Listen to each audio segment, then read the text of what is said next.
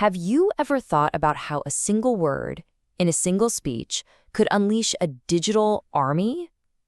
Well, in Zimbabwe, that's exactly what happened. It turned social media into a whole new kind of political battlefield. And it all started with this one word. The word is Kurakasha. In the Shona language, it means to thrash, to beat up, to discipline. Now, this word already had a pretty dark history, one tied to the physical beating of political opponents. And it was about to get a 21st century update for the digital age. And this wasn't some subtle hint. Oh no. In 2018, the directive came straight from the top. Zimbabwe's President Emerson Mnangagwa flat out told his supporters, get in, then you thrash people on those very same social media platforms. This wasn't just a suggestion, it was a presidential call to action. So that raises a couple of huge questions, right? Who exactly answered this call?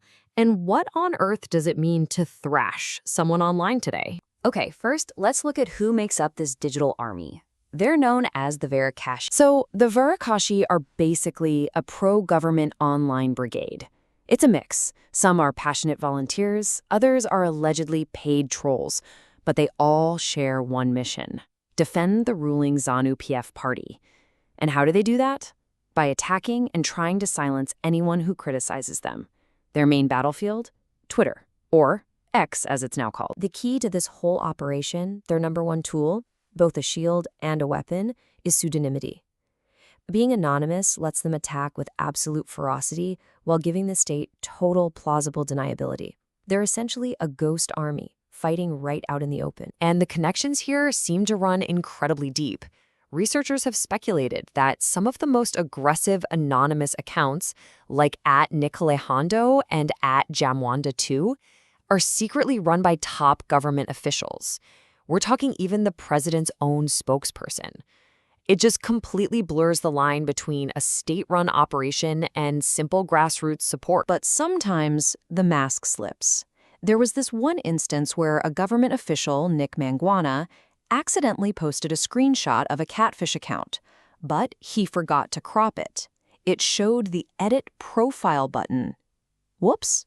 For a lot of people watching this, that was the smoking gun, the moment that seemed to link the state directly to these troll accounts. So what does it actually look like to be thrashed online by the Varakashi? Let's open up their arsenal and take a look at the playbook. First up, targeted dehumanizing nicknames. The opposition leader, Nelson Chamisa, he's called the Cobra.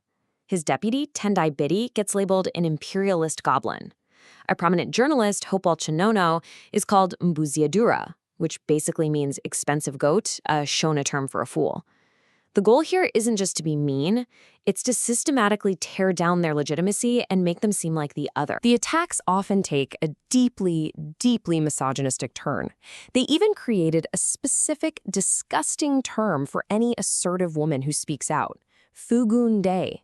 It's a shocking mashup of a phrase that means to lift a skirt for sex.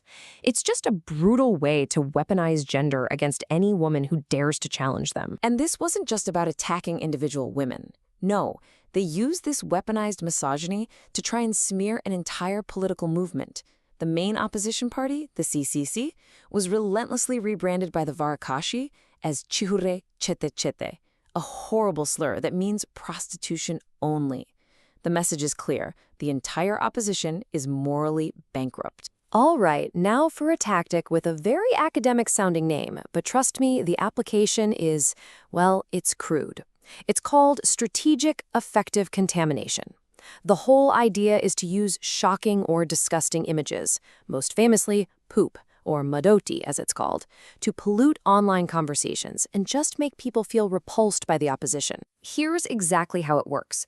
You take the opposition's logo, which is supposed to be a symbol of hope, then the Varakashi just digitally slap a poop emoji right over the leader's face. The goal? To contaminate that brand with a feeling of disgust, to make you recoil from it instinctively. And it gets even more visceral than that. Varakashi accounts started passing around this photoshopped X-ray, claiming to show an opposition supporter's head, but instead of a brain, it's just filled with feces. The message they're sending is crystal clear. Our opponents aren't just wrong, they are fundamentally polluted, dirty, and unclean. But this isn't a one-sided war. You better believe the opposition is fighting back. So let's take a look at the battlefield, the attack and the counterattack. The opposition has developed two main counter tactics. First, they fight fire with fire through counter-labeling. They started calling the Varakashi the Varashiki, which means the lost ones. But second, and probably more effectively, they use mass reporting. They organize huge campaigns to report the big Varakashi accounts to Twitter/X for breaking the rules. And guess what? It's worked.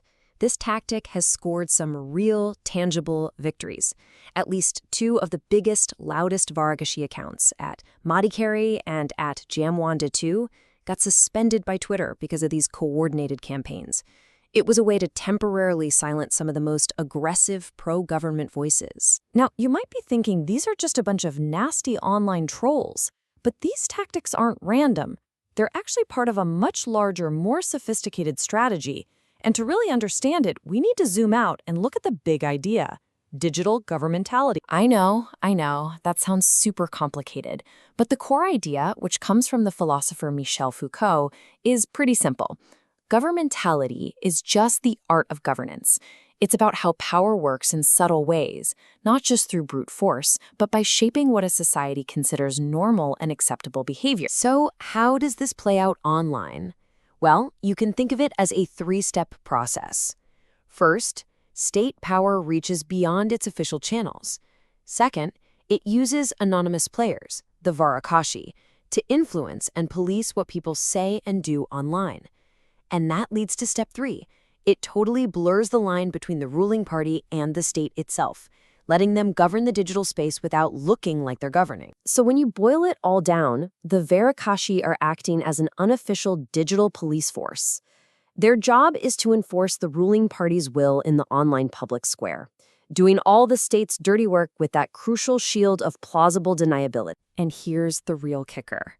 This isn't just a Zimbabwe story, not even close. It's part of a growing global trend.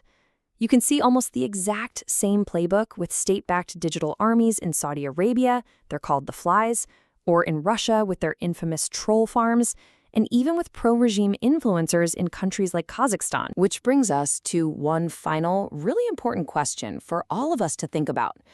As more and more states around the world start deploying these digital armies to control what we see and silence anyone who disagrees, are we looking at the new face of political warfare?